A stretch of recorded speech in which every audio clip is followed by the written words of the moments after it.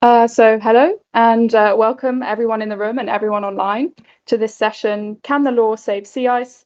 The Case for a 10-Year Moratorium to Protect our Sea Ice. I'd like to introduce our moderator, Inga Relf, Executive Director and co-founder of Global Choices. Inga has a corporate background and is known for strategic insight and bold policy innovation around global systems change to achieve the environmental and social development goals. Her current focus is on climate, governance, and security policy, and the need for multilateral action to protect the global commons. She was a senior policy advisor to the Elders, a group that included senior leaders, including President Carter, Mary Robinson, and Kofi Annan, and during the landmark SDG and COP28 negotiations, and as advisor to the Vatican, the Commonwealth, and several governments. Working internationally to improve the social and political status of women, she has trained peace negotiators and supported women through the conflicts in Iraq, in Yemen, Egypt, Syria, Libya, and Somalia. And back in the UK, she helped establish Gender Action for Peace and Security, GAPS UK, a collaborative peace building organisations holding the government to account for UN commitments. Inga is a board member of the Responsible Finance and Investment Foundation and a fellow of the Royal Society of Arts. Justice lies at the heart of her environmental activism, not only because it's the greatest existential threat facing us all, but the poorest and the marginalised are inevitably the worst affected. She is recognised as one of the 100 international women of spirit, and she believes real change can come from a change in consciousness and that there is no other. So we're really excited to have her here today, and I welcome Inga up.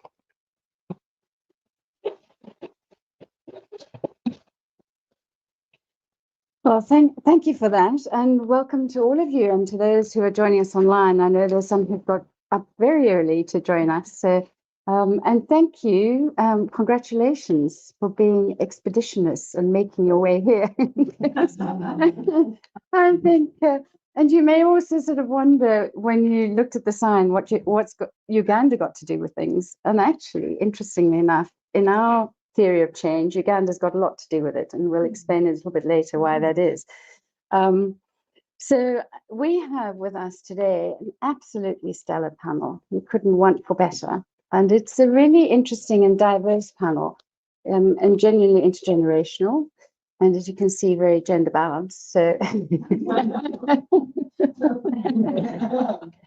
and you're not the token woman.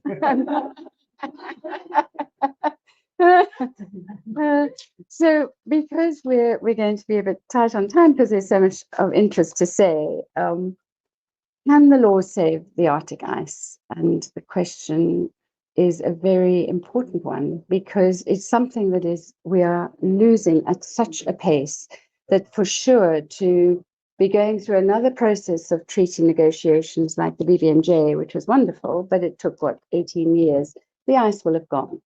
So when Sally Rani and I, my co-founder, set up Global Choices, we thought, okay, we're going to do things differently. And one of the things that we realized was a huge opportunity was to leverage the law to protect our critical spaces. The second piece was also to reframe the Arctic, which has been wonderfully governed as, when it was all frozen, and nobody really cared, and it was the province of the scientists and the province of explorers.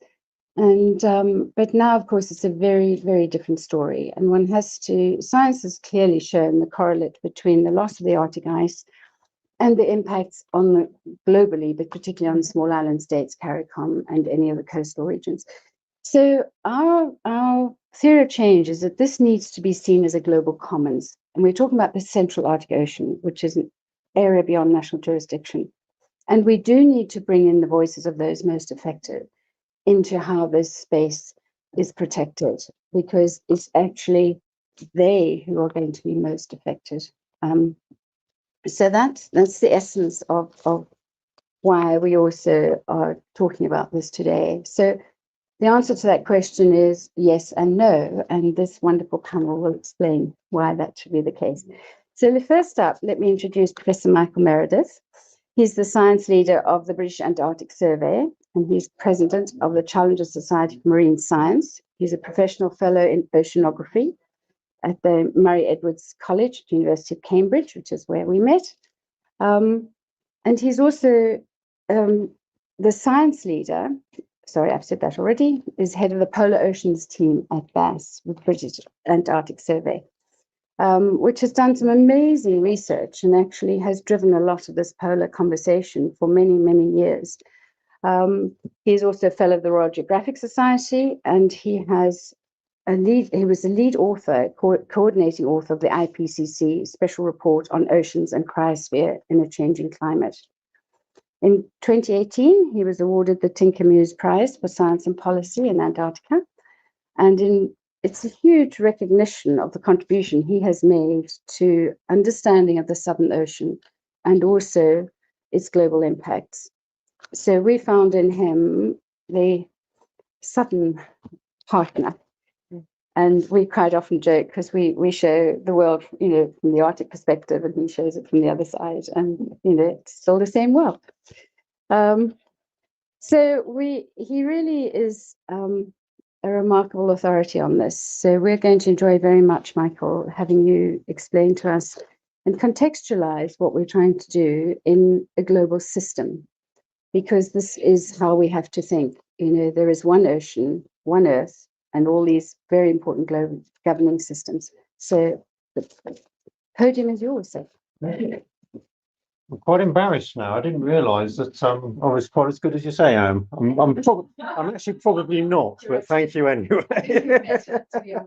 I doubt that very much, but thank you. So anyway, this is who I am. It's a great pleasure to be here at this wonderful event. So thank you very much for inviting me. And what I'm going to try and do is give some context and background for the framing of the discussions that will follow on from here.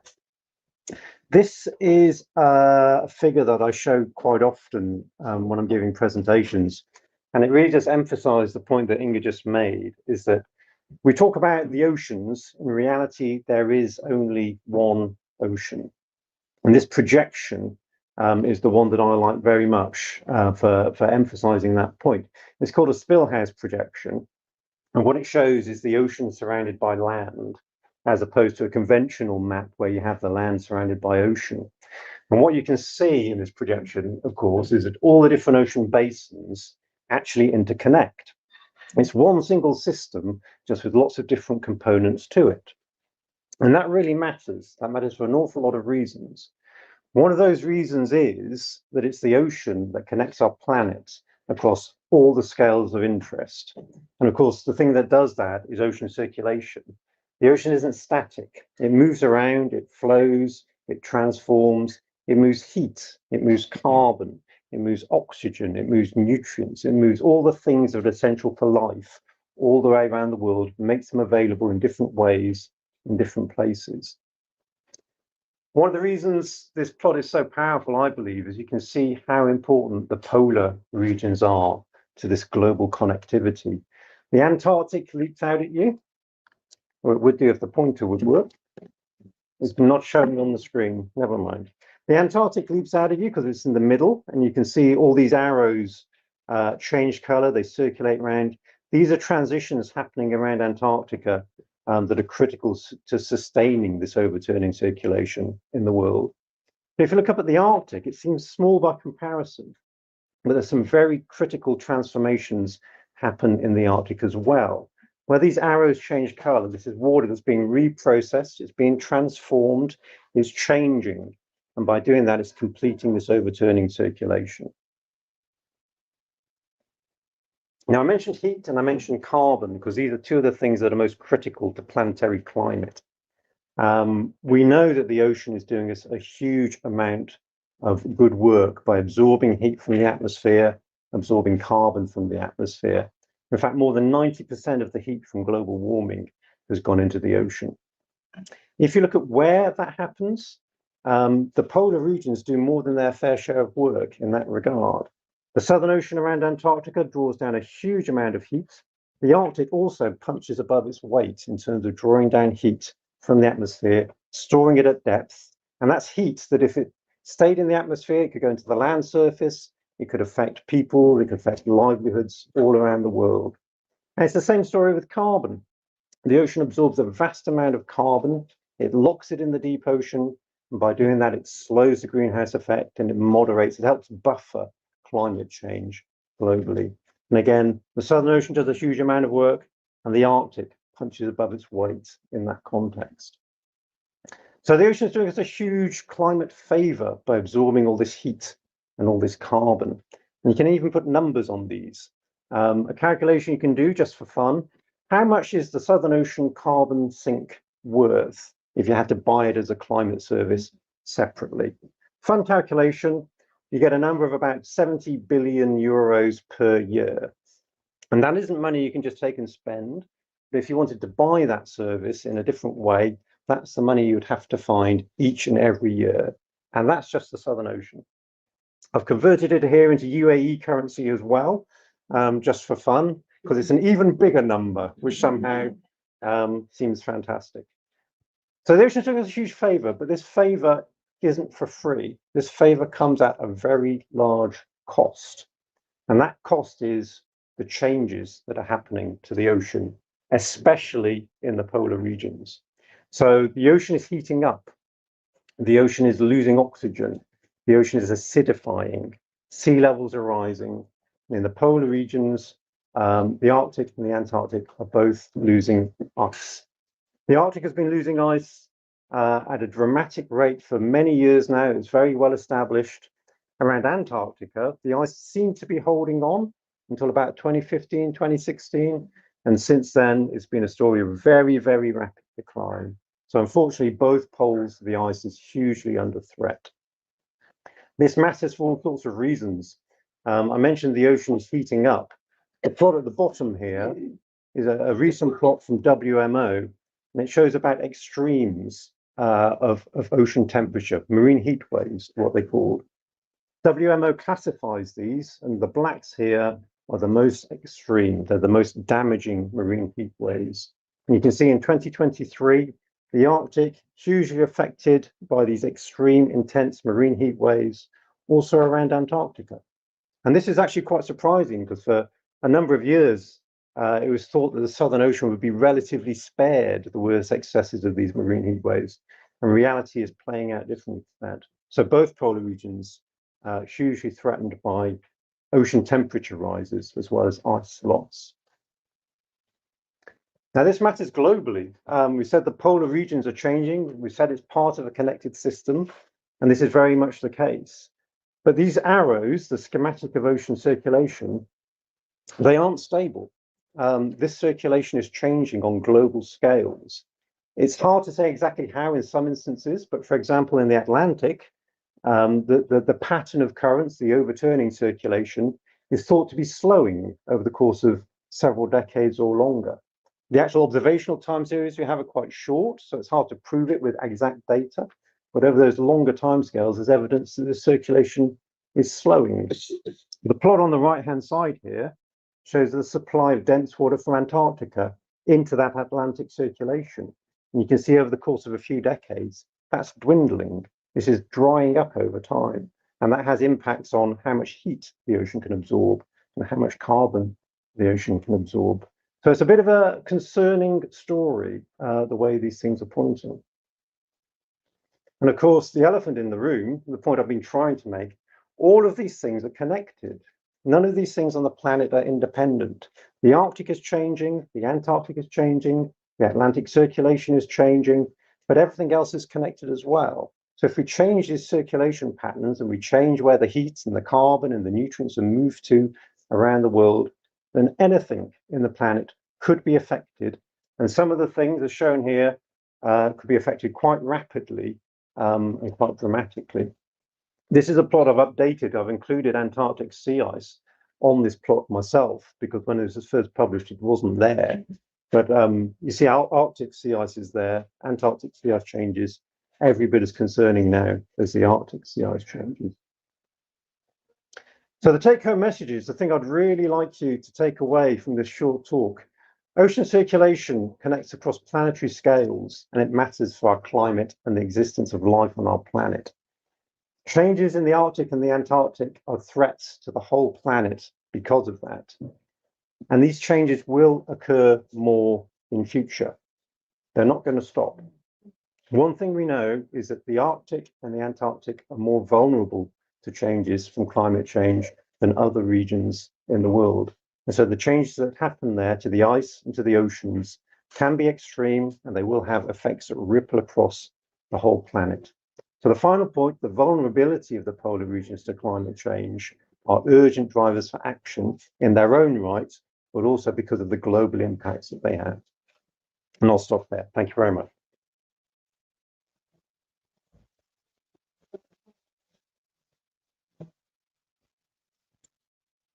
Thank you so much. Pleasure. I probably have some wonderful. Well, I think there's a very strong message there, isn't there, about just how more than anywhere the poles are being affected. And I think the big aha moment for me was the realization that this is a whole system going extinct. And we hope that this will be a realization that will also occur to this group of people. And please do take some of these postcards with you when you go, and hand them out. We've got plenty more.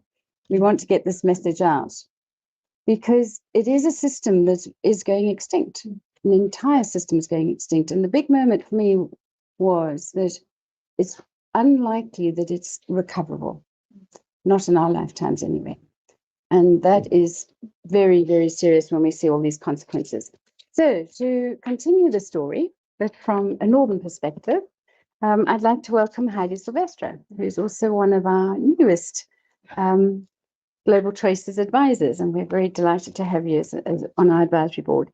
She is a glaciologist, a fellow international of the Explorers Club, and she's working at AMAP and the AMAP. I always hate these acronyms, don't you? The Arctic Monitoring and Assessment Program. And it's a working group to the Arctic Council, which has been a really, really important group driving knowledge and science and understanding. And we have also many of us come from both the Arctic Circle Assembly, but also from the Paris Summit, where I have to say the news was pretty dire. So Heidi, I don't know if you've got any good news to share, but come and tell us what it looks like from your side. Thank you so much. Well, thank you. I'm really honored to be with you this morning. So thank you very much for the invitation. As you said, I work for AMAP, which is kind of a nano IPCC in the Arctic. And I'm bringing you some of the latest news when it comes to why we should care about the Central Arctic Ocean. Why should we even care about the sea ice up north? And why should we deeply care about what's happening to the Greenland ice sheet? So before moving to my slides, which are mostly focusing on Greenland, I'd love to tell you about the sea ice up north in the Arctic. I'm really lucky to be able to spend many months of the year high up north on the archipelago of Svalbard. And this place has the northernmost town in the world, the northernmost university in the world. We're at 78 degrees north. And what is taking place there is simply terrifying. So Svalbard and the seas around it has become the fastest warming place on Earth. It's warming 6 to 7 times faster than the rest of the world. And our daily lives depend upon the presence of sea ice. And believe me, this year, I've never seen anything like it. Sea ice simply wasn't forming. The ocean was too warm. For many, many months, we were waiting for that sea ice to come. And what we had instead was one storm after another, after another. I've never seen such scary conditions. It was impossible for us to do any field work, to take our students out. It made our lives miserable. And when you see over there the consequences of the lack of Arctic sea ice, you understand, you truly understand that if sea ice disappears, it will make our lives absolutely miserable. So the reason why we care so deeply about sea ice in the Arctic is because sea ice is amazing. I mean, sea ice is a white expanse of ice. It reflects solar radiation back into space for free. I mean, it gets rid of a big part of the heat we get from the sun. And the problem is, it seems that we're trying anything we can to exterminate this sea ice. The latest studies have shown us that we could see some days, some weeks, some months during the summer in the Arctic without any sea ice left as early as the beginning of the 2030s. So that's in 7 years. In 7 years, we might see the month of September in the Arctic without any sea ice. So this is not only terrible for the ecosystems in the Arctic. I mean, we've learned, how precious and how fragile these ecosystems are. It's also terrible for the 7 million people living in the Arctic. Let's not forget the indigenous communities. Let's not forget the local communities there who need the sea ice to, for transportation reasons, to hunt, to fish. They really need the sea ice there. But it also matters deeply for everyone else on Earth. We know that if Arctic sea ice disappears, the consequences over the Northern Hemisphere will be absolutely terrible, especially when it comes to extreme weather events. If you think we've had quite a bad run of extreme weather events over the past few months, well, just wait a few years and see what will happen. If we lose the sea ice in the Arctic, it will be our national security, it will be our agriculture, our economies that will absolutely crumble because of these extreme weather events. And it's so very difficult to prepare for extreme weather events because they're so hard to forecast. And you can ask Robbie Mallet, who's just behind here, who's an absolute expert on sea ice and who's just come back from Antarctica. So we really need this sea ice. And if we don't have the sea ice, the ocean will be very good at absorbing all that heat from the sun. And again, we'll get more extreme weather events in lower latitudes. But also we're starting to understand that if sea ice disappears, the ocean is going to get warmer. And of course, some of the big ice sheets we have in the world, like the ice sheet of Greenland, will start to also melt a little bit faster. I don't know, Amy, if you can try to play the video. I cannot, apparently, with the clicker. But this is just a very quick video, a representation of the melting of the Greenland ice sheets. Oh, maybe the video wasn't downloaded, was it? No. But it's very simple. It's just from GRACE satellites telling us where Greenland is melting, and it's basically melting a lot around the periphery. And what we're seeing is that Greenland loses about 270 billions of tons of ice into the ocean every year. And this number is steadily increasing. So the more sea ice melts, the more the ocean is getting warmer, the faster Greenland loses its ice. And I don't know if you realize simply how much ice there is in the Greenland ice sheet. So there is enough ice to increase sea levels globally by 6 to 7 meters. So that's what, 22, 23 feet. And this matters enormously because today, just between 0 and 1 meter of elevation on the coastlines, we have about 230 million people. Between 0 and 10 meters of elevation, we have about 1 billion people. And again, as we know, it is the most vulnerable countries that are facing sea level rise from Greenland. But it is also, I believe, 8 billion people who should care about sea level rise from Greenland, because it is about populations being displaced. It's about crucial infrastructures that will have to be moved, whether it's airports, harbors, agricultural areas that will have to be displaced because of sea level rise. And so I have a series of maps. This is what I showed yesterday. I visited the Dubai British School. So I was speaking to all these youngsters. They were amazing, but I showed them something that was a little bit terrifying, is the sea level rise we might have here in Dubai because of what's happening in the central Arctic Ocean. So this is a meter of sea level rise, and what you would know if you had read the State of Cryosphere report from the ICCI organization that is organizing this pavilion here. We can totally get 1 meter of sea level rise as early as 2070. So this is right around the corner. This is certainly coming. So all the areas that will show in blue are areas that will be underwater. We could totally have more than 1 meter of sea level rise before the end of the century, because it seems that we're trying so hard to melt Greenland as fast as we can. So this is 2 meters of sea level rise here in Dubai. And we could also get absolutely up to 3 meters of sea level rise as early as the beginning of the next century. So this is absolutely what we're facing if we do not regulate fossil fuels. If we do not try to phase out these fossil fuels, this is what our future will look like. And this is why here in Dubai is actually a great place to talk about the Central Arctic Ocean, because the Central Arctic Ocean is right here, on the coastlines of Dubai. So thank you very much. I'll stop there. Thank you.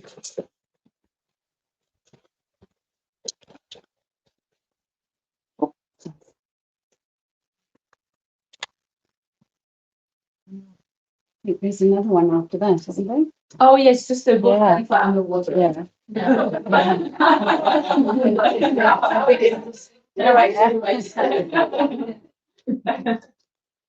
Yeah, and we laugh, but it ain't so funny, is it really, when you think about it? So thank you, Heidi. That was really very clear. It's also very clear, this graph, I think, that what we have to do is cut emissions, and we have to do it fast. This is no longer optional. There's this direct correlate between the loss of the ice and the emissions. You know, 1 ton of carbon equals 3 square meters of ice loss. So that, if we start thinking about that, and I hate to say this, I calculated what it cost me to get from London to here. And if we did that for 70,000 people here, we might just see quite what we're doing. So who better to explain to us why we need to have a fossil fuel non-proliferation treaty than Zefra Berman. Now, Zefra, you will have seen in the news recently quite a lot, but is a very dynamic woman who has really, and let me just give you her formal bio, but has been a real inspiration to all of us, because unless we couple emissions with ice loss, we're not going to get anywhere. So, Zefra, I'm just trying to, sorry, find the right bio here. You have been doing advocacy campaigns for over 30 years, haven't you? And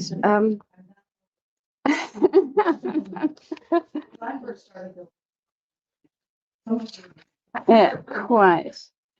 But that's where the real value add comes, because you have seen what moves people and what doesn't motivate people, and that's why I think this wisdom of all of that experience of your campaign being brought into this at this critical time is really making huge change. I mean, people are really hearing it. For 6 years, you were the executive director of the Tar Sands Network Strategy, another very, very important campaign. And you have held positions advising the British Columbia government and the Alberta, co-chairing the Alberta government and co-chairing the Oil Sands Advisory Working Group. And you hold an honorary doctorate from the University of BC, and you were adjunct professor at York University for 5 years. In 2019, you were awarded the Climate Breakthrough Award, which was $2 million to develop a bold new global climate strategy. Boy, haven't you just used that well. So we will hand over to you to encourage us all to lobby for no more fossil fuels. Thank you.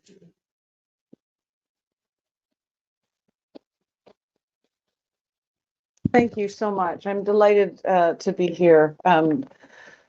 First of all, to support this project and Global Choices, and second of all, to learn from all of you. This has been a great morning already.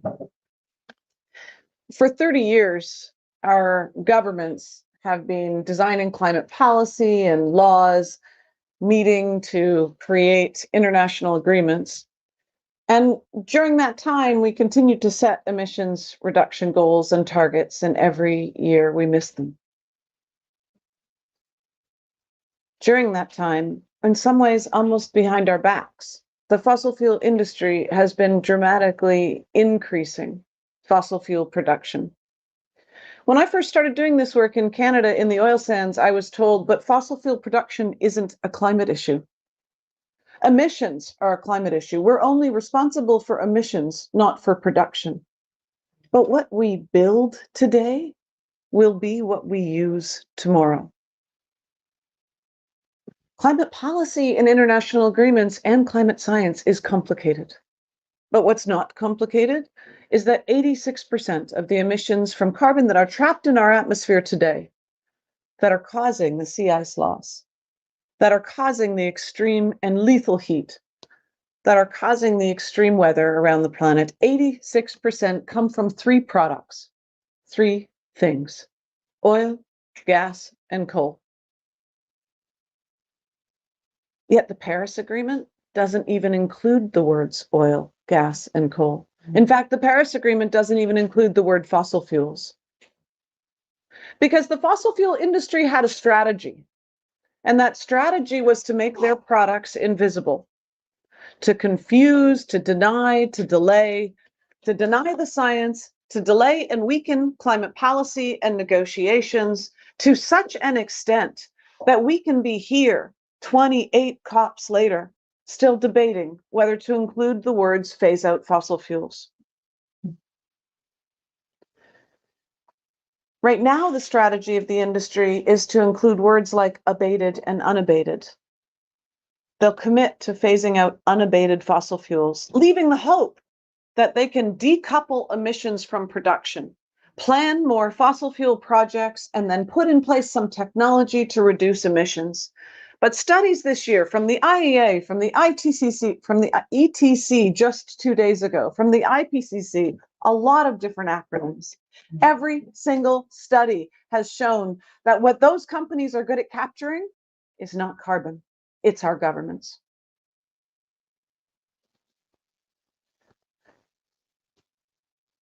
So where do we go from here? The fact is that we need agreements to constrain the production of fossil fuels and not just emissions. By creating laws and policies that reduce demand for fossil fuels and emissions, it's like we're cutting with one half of the scissors. We need to cut demand and supply. And in fact, if you look at other intransigent issues throughout history, other treaties, you see that we did that. We cut demand and supply, tobacco, CFCs, and many others. So how do we cut the supply of fossil fuels, and do we have enough? Right now, we're on track to produce 110% more oil, gas, and coal between now and 2030 than we can ever burn if we want to stay below 1.5 degrees. That's data from the new United Nations Environment Programme Production Gap Report that only came out last month. Problem is, the same statistics that came out 2 years ago in the Production Gap Report that governments ignored, and the 2 years prior to that. So we're going to hear governments here talking about a tripling of renewables, which we need, and increases in energy efficiency, which we need. But we need that energy efficiency and renewables to displace fossil fuels. The atmosphere doesn't care if we create renewables. The atmosphere cares if we create less fossil fuel emissions. 10 years ago, 80% of the energy that we used on this planet came from fossil fuels. Yet during the last 10 years, we've had a dramatic drop in the price of renewable energy. We've had an incredible uptake in renewable energy. Renewable energy is being built at scale all over the world. Today, 80% of the energy we use on this planet is from fossil fuels. So why is that? It's because every country and every company knows we have to use less, but they all want to be the last barrel sold. So they're producing more and more fossil fuels and infrastructure, and they're creating more and more demand for their products. In fact, a couple of days ago, there was a report released that Saudi Arabia, a scandalous report, that Saudi Arabia had a special strategy to get people in Africa more hooked on fossil fuels. We can use less. We have enough on the surface of the planet or under construction already that if we burned it, it would take us past 2 degrees. We have enough to use during the transition. Renewables are cheaper now at scale. So how do we ensure that our governments do that? We started the Fossil Fuel Treaty Initiative because we need 2 things.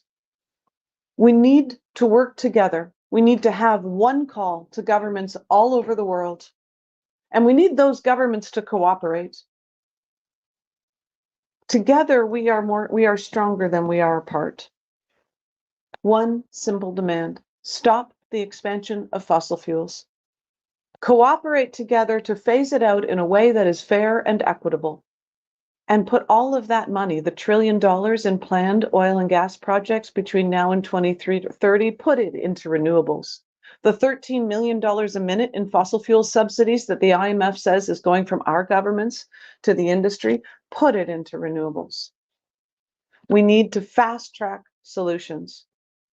The Fossil Fuel Treaty calls for international cooperation, new global rules of governance to create financial support for countries that right now are drilling for oil, for example, Ecuador in the heart of the Amazon, just to feed their debt.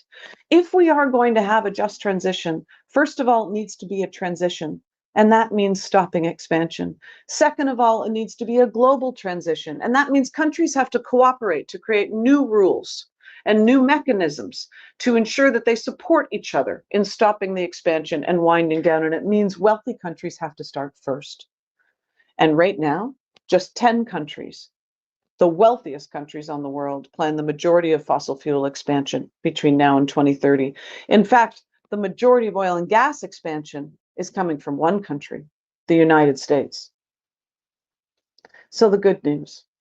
The good news is that since we proposed this initiative, it has been endorsed by over 3,000 scientists, 101 Nobel laureates, 100 cities from around the world, from Calcutta to Vancouver to Rome, have passed motions at their city councils endorsing the initiative. We have faith groups, health groups, women's groups, indigenous groups all over the world signing up and running their own campaigns. Now we think in about 40 countries. The website's been translated into 16 languages, not by us. And here at COP, 3 more countries have called for a negotiating mandate to negotiate a fossil fuel treaty. A year ago, I stood at COP27 and we had one country, one brave country, Vanuatu, who had proposed the fossil fuel treaty on the floor of the UN General Assembly. Today, we have 11, including Colombia and Timor-Leste, both fossil fuel producing nations who know they can't stop producing unless we have international cooperation. So join us. Join us in the call for the fossil fuel treaty in whatever way you can. Because if we don't stop the expansion of fossil fuels, we will lose more lives. This year, 7 million people lost their lives just due to the air pollution of fossil fuels alone. 5 million alone from lethal heat. Every ton of carbon matters, and we have to stop making the problem worse. And we need to focus together on solutions for building the world that we want. Thank you.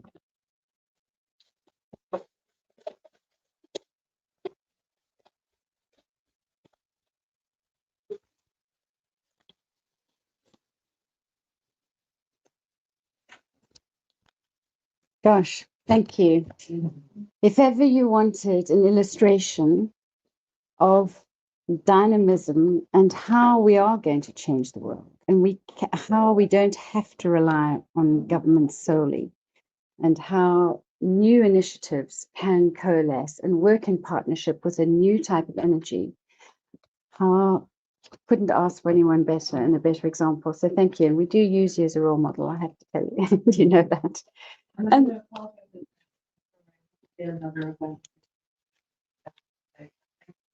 we're very grateful. So, Yes, hello, I'm Chief Gary Harrison. I'm from Alaska, and I agree with you. And I think that there is also a problem with many of the developing countries, even Saudi Arabia. A lot of people don't know that Saudi Arabia has a lot of debt. But one of the reasons why they produce so much oil and gas is because they need to pay their debt. So that's one of the problems that all of us are facing, is how are we going to do this transition and understand what some of these countries are going through as well. You know, you look at Venezuela. A lot of people don't realize these people have a lot of debt to the World Bank, not just the World Bank, but the IMF and the other ones. So it's a problem that we normally don't even think about, but it is something that we need to understand as well if we're going to have a just transition. We need to figure out how these other countries can do it without fossil fuel. I myself am not for the Willow project that the United States just approved up in the Arctic. We've been fighting against one or two area in the Arctic as well.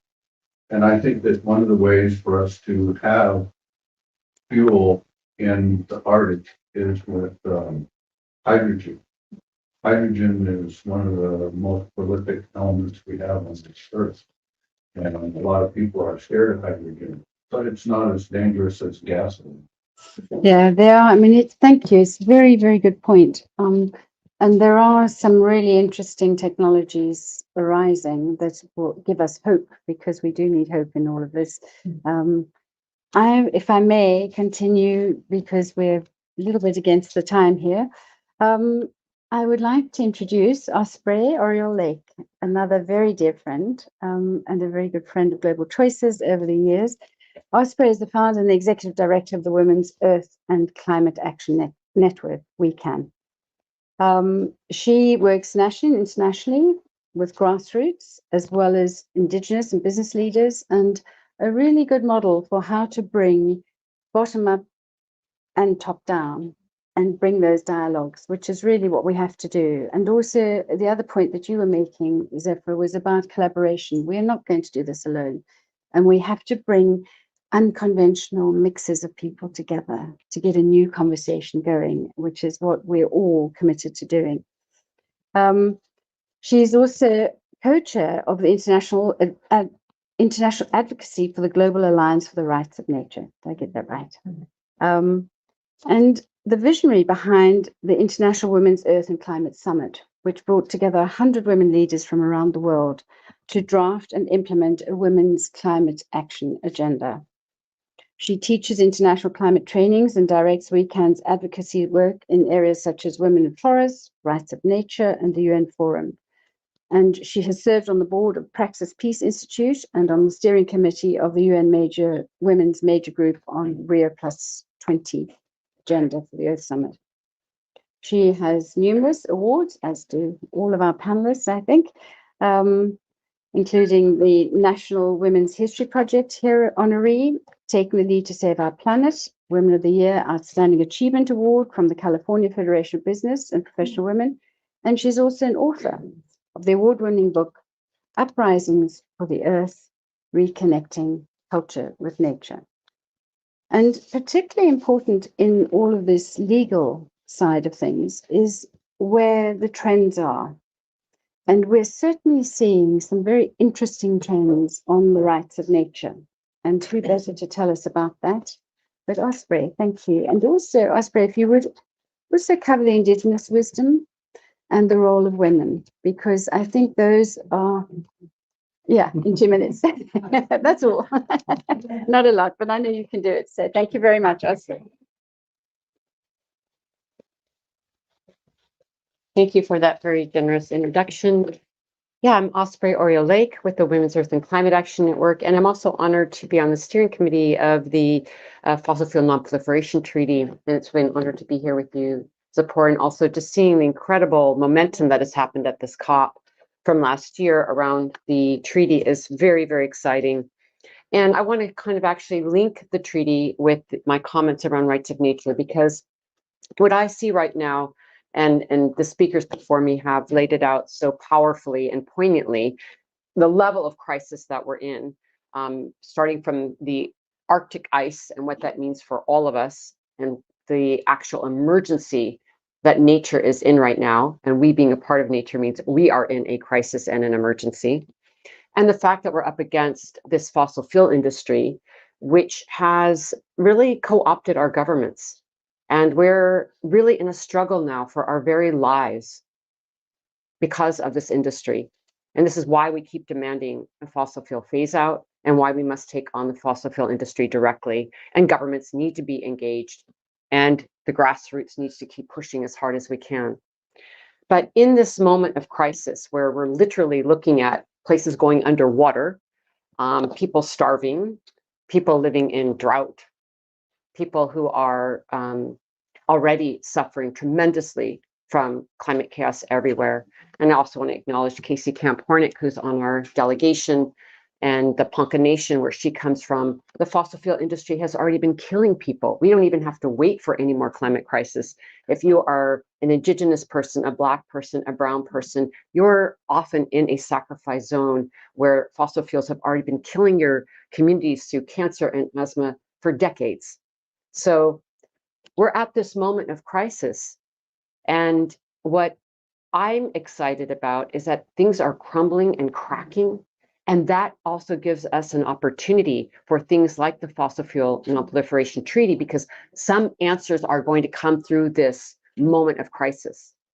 Likewise, we have been working for years in many different ways on the rights of nature. And I'm on the executive committee of the Global Alliance for Rights of Nature, or GARN. And this is what we call a form of earth jurisprudence, which is basically a philosophy of law.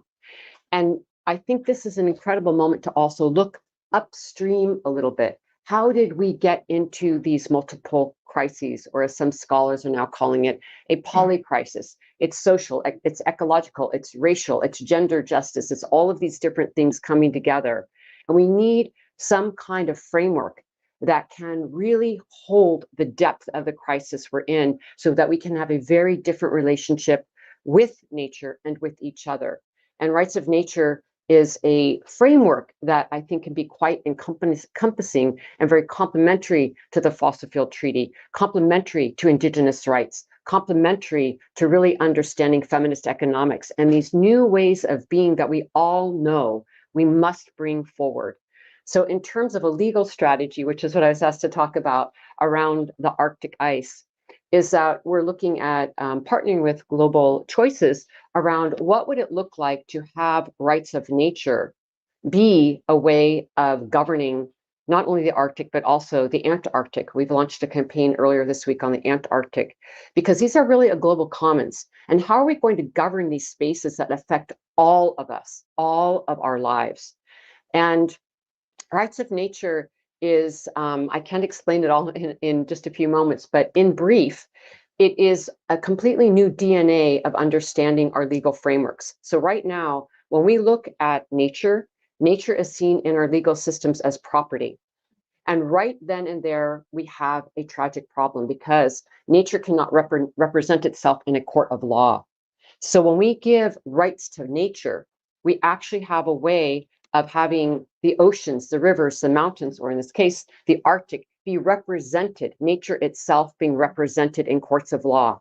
And we must have a way to do this. In other words, we have, through the United Nations, established the Universal Declaration on Human Rights.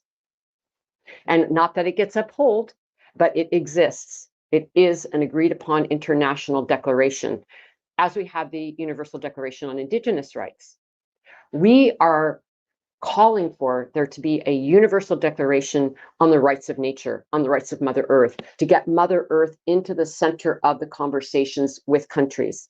And so I think this is a really key, transformative way of thinking about how we are going to move out of this polycrisis, because it also deals with how people are living on the land with each other as well as nature. And I wanted just to share that this is also not just fantastical. In 2008, Ecuador became the first country in the world to bring rights of nature into their constitution.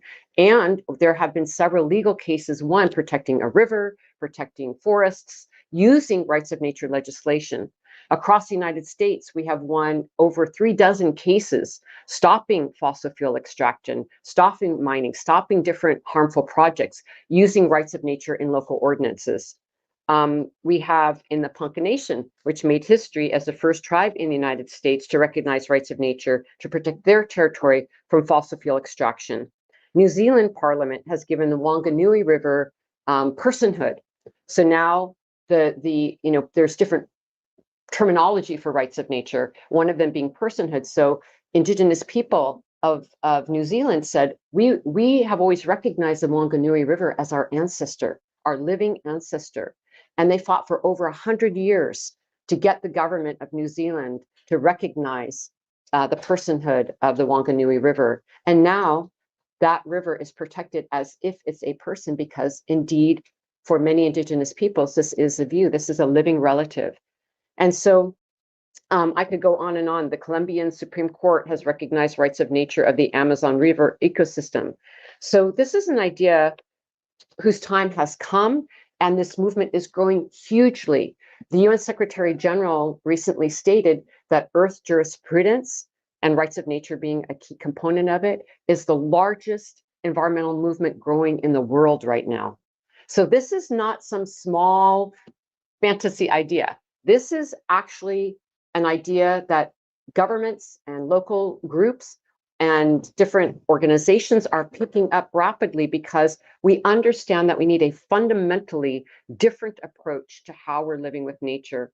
And I'll just close my comments by saying that there are a lot of legal scholars involved. The Global Alliance for Rights of Nature has many different working groups, academics, attorneys, advocates, indigenous peoples. That is an entire ecosystem of how we're going to actually grow this movement even more than it is.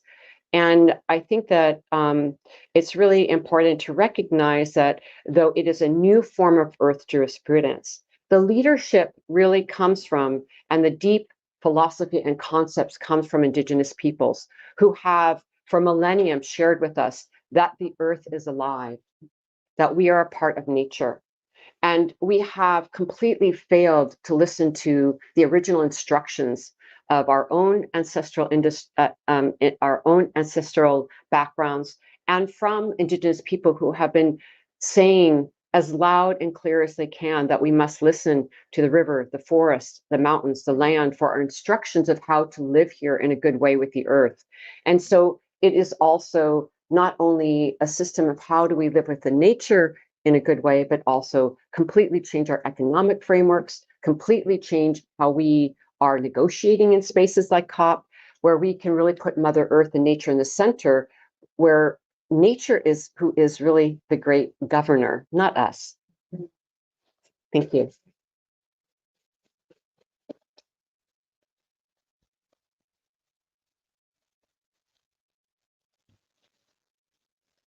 Thank you so much, Osprey. I think it is it's quite hard in this space to find hope. But I think this is one of the really hopeful things that we're seeing, is that there is this unlearning and a recovery of this understanding that the problems we're in come essentially from a separation from self, a separation from one another, and separation from Earth. And the legal system has really exacerbated that by making it so objectifying everything rather than understanding the whole. And this is where also the indigenous wisdom and the feminine wisdom comes in, which is about understanding the whole. And then comes how do we operate, which is with a generosity of spirit that sets self-interest aside for the common good. And these are the things that we are trying to model, and all these organizations are trying to model. And I really do believe that this creates breakthrough. So down to a little more specifics is one of the things that we wanted to do is incorporate all of this when we were looking at a moratorium on protecting the central Arctic Ocean ice, a 10-year moratorium, because we reckoned it's fine. It's a bit like saying we'll plant trees, but we'll cut down the Amazon. And there's all this wonderful high tech. And I remember listening to a whole day of geoengineering, and I was thinking, hold on a sec, why don't we just protect what we've got for as long as we possibly can? Which is why, as Global Choices, we are calling for this 10-year moratorium. And we're saying a 10-year moratorium because we feel that it needs to be a proportionate principle pause. And we had a young legal team working with legal experts over the summer, putting together a draft for this. And I'm very, very glad to have two of our, we call Arctic Angels, here with us. As Global Choices, we are very intergenerational. We have a network of young women climate leaders that we mentor and who mentor us. And we are now 65 of them in 37 countries. And, it's just proof the pudding is here. I'm sure you will understand once you've heard these two speak. So as I say, over the summer, Anna Belinsky and Beth, I'm going to speak to both of you. I'll introduce you both together, actually, because that probably makes sense. Have been working with these legal experts and being mentored by legal experts all around the world. Now, Anna is a law student, and if I could find my specifics on you, Anna, but I know you have been absolutely passionate about climate since a very young age.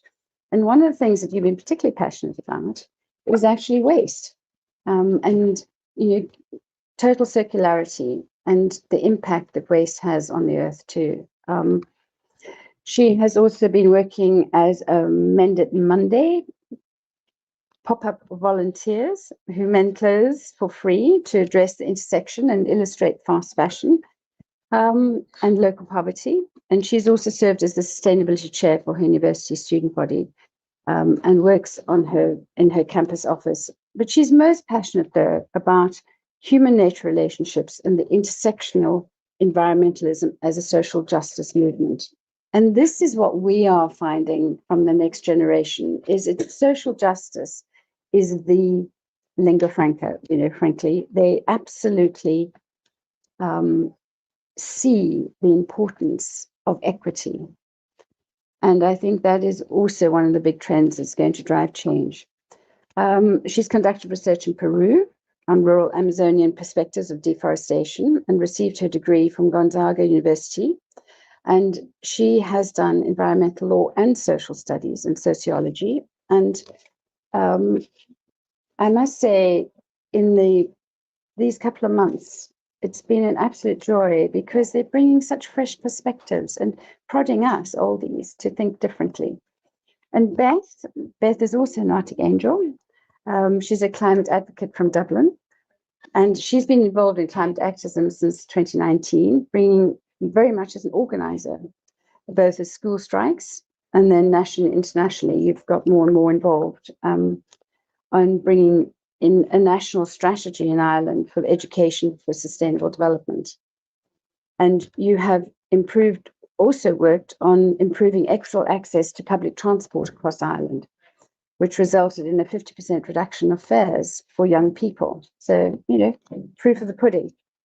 Beth is currently studying law in Cambridge, and she has coordinated already in her 2-year process a special thematic report on the link between climate crisis and children's rights in Ireland. And she has presented this report to the UN on the rights of the child. And she has worked for the British Antarctic Survey in between doing this work for us, and is working closely with us as her role as Vice President of the Cambridge Climate Society and empowering young students. And I had the privilege of coming up to talk to some of the students. And again, just be inspired by these young voices. So I'm going to hand over to both of you to explain why we're having a call for this moratorium and how we think we can make it happen. Thank you very much.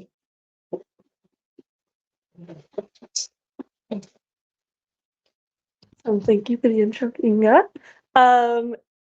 Thank you everyone for being here. So Beth and I are going to sort of do tandem on our bit of the presentation here to talk about the 10-year moratorium that Global Choices is advocating for. And we've heard a little bit today about the science behind why this is such a critical area, the the new movements with rights of nature and the Non-Proliferation Treaty, in addition to the ecocide movement that is not on this board, but closely intertwined with all the work that everyone is doing here. And I wanted to introduce the 10-year moratorium that Beth will talk a bit more about.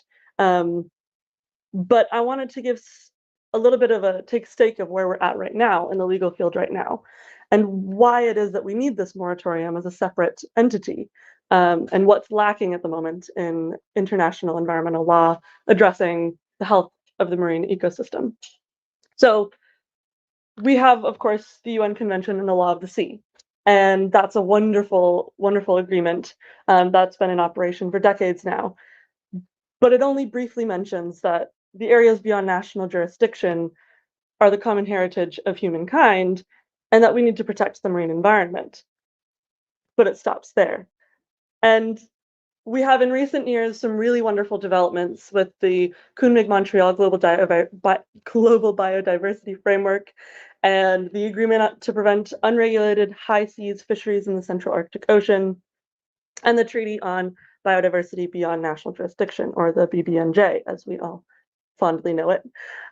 But each of these is powerful in their own right, but does not quite address the Arctic to the extent that we need. The Kunming-Montreal Global Biodiversity Framework, which was the document that came out of COP15 last year under the CBD, calls for a 30% conservation of domestic lands and water by 2030, and with an ultimate goal of living in harmony with nature by 2050. And that's wonderful and has created some wonderful movements, but it's focused on domestic and within state boundaries, conservation of nature. And furthermore, I know that there's a lot of critique, especially from Indigenous communities, about a lack of recognition that humans can live in a symbiotic relationship with nature, and we don't have to be removed from that. And so Beth will talk more about how that is part of the approach with the moratorium, in that it's a temporary, it's a precautionary temporary approach, so we can get our feet under us before we wholesale remove human activity from an area. Now, we also have the agreement to prevent unregulated high seas fisheries in the Central Arctic Ocean. This was passed in 2021, and it is also a wonderful, the fisheries agreement is also how it's referred to. And it is an agreement to pursue commercial fishing only pursuant to conservation measures. It's a wonderful document that we're using as the guidance in our moratorium, as it's a precautionary approach focused directly on the Central Arctic Ocean. However, it's narrow in scope to commercial fishing. And so the work that it's done is wonderful, but it doesn't necessarily, it does not address oil and gas, deep sea mining, transpolar shipping, and the rest of the list that we have there on the slide. And so we need to work beyond that. Okay, and then finally we have the BBNJ, which is wonderful. Unfortunately, has not yet been ratified.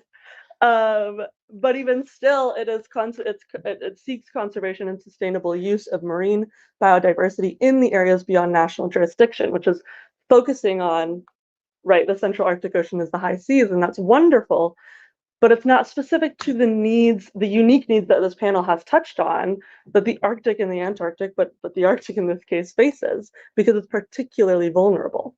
And so we need to have some document that is legally binding, that does specifically address the unique needs of this ecosystem.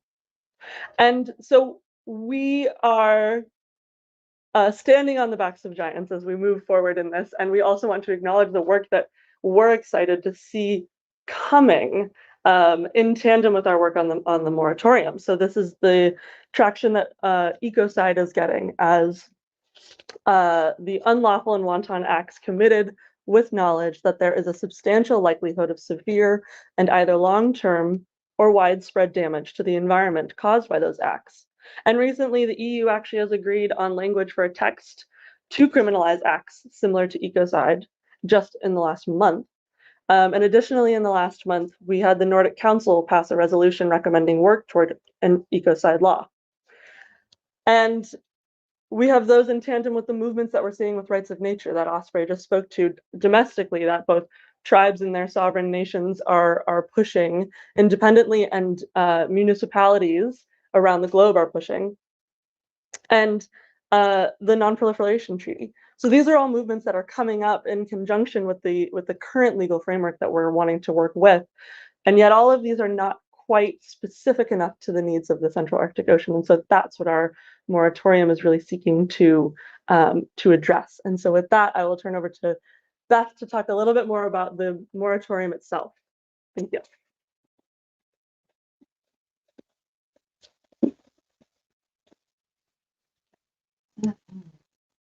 Thank you so much, Anna, and thank you all. So essentially, I mean, we've established everything to do with the Arctic and kind of the legal framework that we're operating within, and how essential the Arctic is. And I will just try and get my notes up because technology has decided to malfunction every day this week, as I'm sure you can all relate to, because it just never works when you want it to, does it? Because my iPad's just turned off. Anna, could you pass me my phone? Thank you. You're trying so hard to not do it. We were in our room last night and I was like, I'm not going to read my phone, Anna. I'm going to be professional and charge up my iPad. And God had other plans.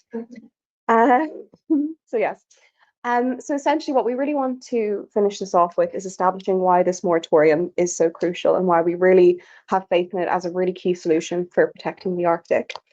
And so we've established how critical the Arctic is as essentially the air conditioning of the world's ecosystem and how it links to almost every other aspect of our oceans, of our ecosystems, and the global environment as a whole. And so really the key message of global choices and of this moratorium is that what happens in the Arctic doesn't stay in the Arctic, right? We need to, as a global community, come together and have protective measures for it. And we need to be aware of how our systems interact with each other and that nothing in nature is in isolation from anything else. And so essentially, as Anna said, this moratorium is a 10-year pause on industrial exploitative activity in the Central Arctic Ocean. And what's really important about that is that the Central Arctic Ocean is the area beyond national jurisdiction. It is not an area recognized as part of any state within the international law order. And so essentially what we're proposing is a precautionary approach, a precautionary pause to allow us to better evaluate this potentially harmful activity, to give time for the ice to heal, and to give time for science and solutions to develop so we can have a longer term approach to this issue and to protecting the ice far into the future as a global community. We want to have caution, pausing and review before we leap, for example, into new shipping routes. We're seeing that we might have ice-free summers eventually, and that is going to potentially open up transpolar shipping routes. And we know that this might involve ice-breaking ships, it will involve pollution. We know that there are risks associated with this. And so essentially we're saying, maybe we shouldn't just leap into this. Maybe we should take a pause. Maybe we should reconsider and evaluate everything that is going on at the minute. And so this pairs with mitigation as well, because we know that this moratorium isn't the sole solution. Even if we stop ice breaking in the Arctic, we're still emitting emissions into the air. We are still warming the atmosphere. And so this pairs with mitigation and these other efforts that Anna spoke about as well. But the really key message is that we need urgent action. We need to have this time as a global community to come together and negotiate a treaty, further agreements, scientific solutions to protect the Arctic. And we're putting this forward because we know that these activities can and will cause damage. Oil and gas drilling in the Arctic, apart from all of the issues caused by drilling for oil and gas in general, leads to cleanup, accidents, and is dangerous for Arctic communities living on the front lines. Icebreakers break the ice, and when that ice heals, it is never the same. We cannot go back. So we're saying, instead of looking at this delicate ecosystem that influences all of us and thinking, how can we maximize it for short-term economic gain? We should think about protecting it for the future and for now as well. And so essentially, this is an argument for the prioritization of long-term sustainability over short-term economic gain. And I think that's essentially what lots of these solutions are. It's standing up against the ideas and the rationales that we have had for decades that have allowed us to drill for oil and gas because of the bottom line, rather than the long-term sustainability and livability of our planet and our communities. It's not enough for us just to think about the next financial quarter. We need to think 10 years, 20 years, 50 years down the line. And that is what this moratorium is for. Global Choices always says, and it was a line that really appealed to me when I first joined, that we can't plant ice. There's no coming back from this. When we lose the ice, it's not coming back. When we lose this delicate ecosystem, it's gone. And the companies that want to pursue oil and gas drilling, seismic testing, nuclear activity in this delicate ecosystem that we all rely on, don't seem to realize that. Or if they do, they don't care, which is possibly more likely. And so when we look at the concept of climate justice, the moratorium is really key. Climate justice, as I'm sure most of us are aware, is this idea of distributing benefits and burdens equitably and not imposing unfair and undue burdens on those least responsible for the crisis, and instead focusing on those who are most responsible. And the idea that a small group of companies can plunder this ecosystem for short-term economic gain is utterly antithetical to the entire idea of climate justice and what all of us are fighting for. We also want to emphasize the importance of respecting Indigenous peoples and their knowledge in the Arctic, because these are the people who have been the custodians of the Arctic for millennia. And we recognize that Indigenous knowledge is central to how we manage and protect the Arctic to support sustainable uses of it and its resources. The issues we're facing and the idea that companies can plunder the oil and gas in the Arctic and destroy this ecosystem is inherently rooted in colonialist beliefs, and the climate crisis itself is the result of colonialism. And that is why we're saying we need to challenge these ideas, take a step back. We know that humans can live in harmony with nature, but not the way that these companies and countries wish to do so, by taking these resources and getting as much as they can while they still can. This is a temporary pause, as we've said, and as such, we're not assuming that there is no point in the future in which humanity cannot operate in the Central Arctic Ocean. But these activities that we cover, oil and gas drilling, deep sea mining, transpolar shipping with massive icebreakers, seismic surveys, and nuclear activity, simply cannot be sustainable in this delicate region. And so we really truly believe that this is future fit. Amidst this growing movement of using the law to protect the Central Arctic Ocean, amidst this growing recognition that our legal systems simply are not working, that they are not prioritizing the interests that we need to see on the table, we need to future fit our plans, and we need to take a step back and protect the Arctic long term. We need international cooperation. We need leaders who are brave enough to say that our short-term economic gain is not more important than preserving this ecosystem and preserving the systems that all of us depend upon. This moratorium is a recognition of the need to act with urgency, to act with integrity, and to act to protect what we cannot get back. We hope that all of you will join us in supporting it. And thank you so much for being here.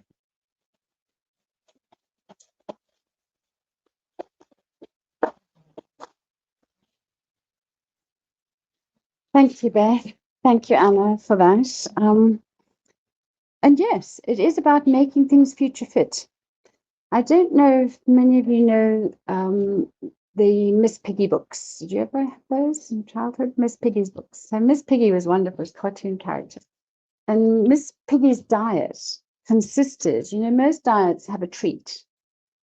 At the, you can eat eggs, and then you must deprive yourself of all of these things, but then you can have one treat if you've been a good person, right? So Miss Piggy's guide to dieting was to take just the treats from every diet. And in a way, I mean, it sounds a little frivolous, but in a way, this is what we're trying to do, is bring, so much of this law is siloed. There are good bits in so many different parts. Is trying to bring it together in a more cohesive way, and through this moratorium to actually create something that sets precedent for the global commons, not only for the Arctic, but one that can be used as a model. And more, this is how change happens. We create models that people say, yeah, now we see how this works.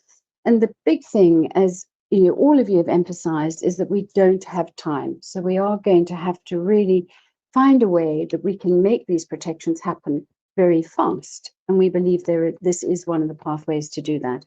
And we are ready, and there's Vanuatu, Bahamas countries are really showing interest because they understand what the consequences are for them. Now, we don't have much time here either, but I would like to ask our panelists, having just had a first round, whether there are any particular comments. I often sit on a panel and then I think, oh, darn, I wish I'd said that. So is there a darn, I wish I'd said that moment that you'd like to add? Michael? I'm just a little bit overwhelmed, to be honest. I mean, there's so much that could be said, but it's already been said, a lot of it's so eloquently by other people. I think everyone here would accept and embrace the notion that the Arctic is under enormous pressure, and some of that pressure is climate driven, but there are other pressures as well from various activities that are being conducted there. I do most of my work in the Antarctic, but of course there are parallels, but there are also huge differences. The Arctic, one of the major ones, of course, is the Arctic is home to hundreds of thousands of people, millions of people, and they have this enormous stake in what happens there because it is where they live. So other people, such as myself, who live elsewhere in the world, we have these big interests and these big reasons for caring about the Arctic, but engaging with that, indigenous population, the local populations, and finding out solutions that work for them as well as for everybody else. It's so critical. Absolutely. Yeah, good point. Heidi. Yeah, no, today I'm a little bit shocked about something that happened yesterday. I don't know if you heard, but Norway has made one step closer to allow deep sea mining in their waters. And although this is not surprising, obviously it is an enormous shock because the public opinion is really shifting in Norway. They're really against this deep sea mining. And, you know, a few weeks ago when I was in Svalbard, I saw this ship that I'd never seen before that was there to map the seafloor around the waters of Svalbard. And we know how precious these ecosystems are. So it is extremely frustrating, and we have a sense of urgency. They also have their own sense of urgency. And we need to use, I agree, every tool possible to stop these things from happening. And here, you know, we're at COP28. We know that COP is far from perfect. We also know that we need all these countries to agree on a final decision text. We heard yesterday that Saudi Arabia would absolutely never allow a phase down of fossil fuels. So that's it. That's probably it for the phase down of fossil fuels. It will probably never happen at COP28. But this is why we need to rely on these other mechanisms. This is why moratoriums are such a great way to stop these stupid activities from happening. So please, again, you know, support what we've been talking about here. It is absolutely vital.